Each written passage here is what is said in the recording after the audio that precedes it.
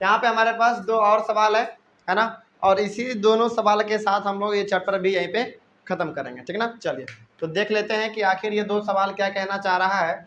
सबसे पहला सवाल है कि find the sum of the odd numbers between 0 and 50, यानी कि 0 से लेकर 50 तक के बीच में जो ऑड नंबर है उसका सम निकालिए, उसका सम निकालिए। चलिए तो आपको मालूम है ऑड नंबर क्या होता है, वैसे नंबर जो कि 2 से डिविजिबल नहीं हो, है ना। चलिए तो कैसे निकाला जाए इसको देखिए ध्यान से सॉल्यूशन इसका। तो पहले तो आपको एपी फॉर्म करना पड़ेगा। चलिए तो पहला हमारा ऑड नंबर कौन सा होता है जो कि 2 से डिविजिबल ना हो, 1, वेरी गुड। उसके बाद 3, उसके बाद 5, उसके बाद 7, उसके बाद 9, उसके बाद 11, यानी कि बढ़ता चला जाएगा, बढ़ता चला जाएगा। आगे बढ़ते हैं फिर उसके बाद हाँ 50 तक बढ़ेगा हमारा, लेकिन 50 तो एक इवन नंबर है, तो कौन सा जगह लास्ट वाला 49, लास्ट वाला 49 ऑड नंबर। चलिए इतना ही से आपको बहुत कुछ मिल गया, बहुत कुछ। अब इतना ही से सवाल आपका बन जाएगा।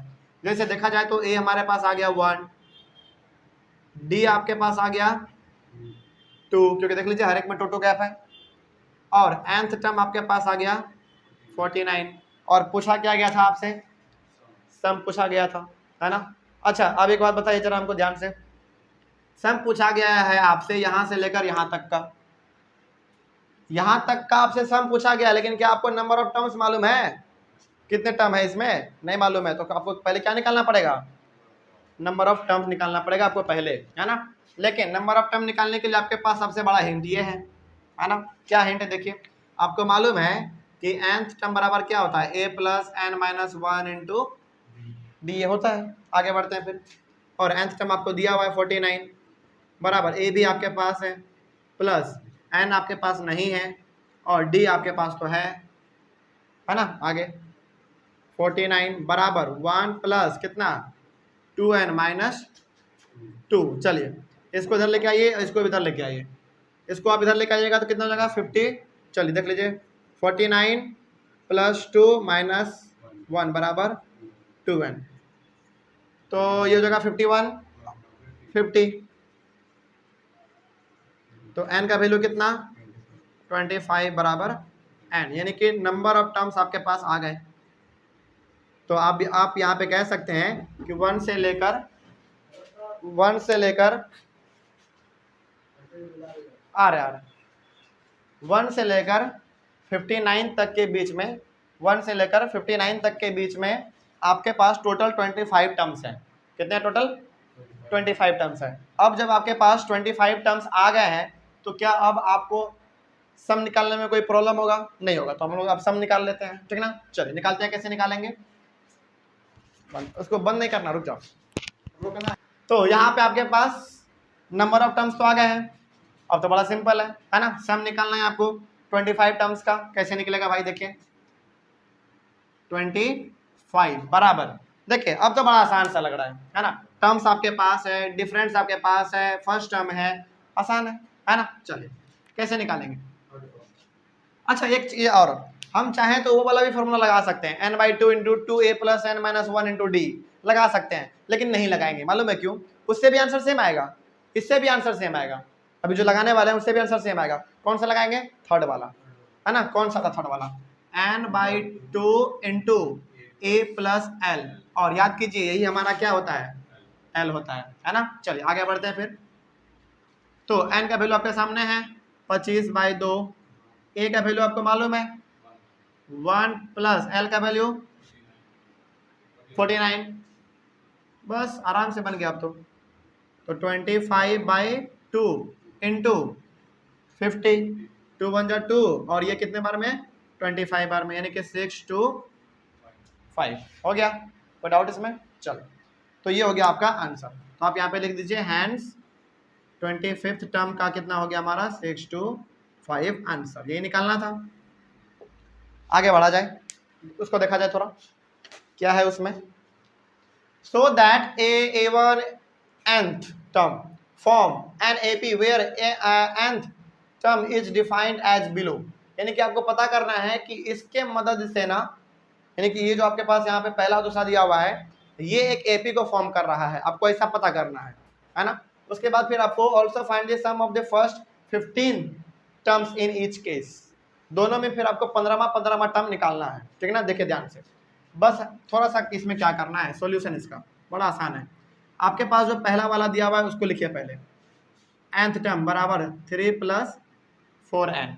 आपको क्या करना है, पहले इस n के जगह पे 1 डाल देना है, बस।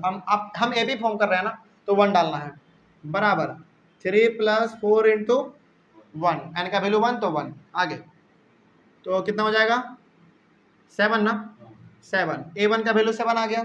उसके बाद फिर आपको डालना है a2 का वैल्यू, a2 का वैल्यू, तो 3 + 4 × 2, ठीक है, कितना आएगा 3 + 8, कितना हो जाएगा 11। उसके बाद फिर आपको तीसरा निकालना है, a3 भी निकाल लीजिए, कम से कम 3 निकाल लीजिए, काम बन जाएगा हमारा, है ना। तो 3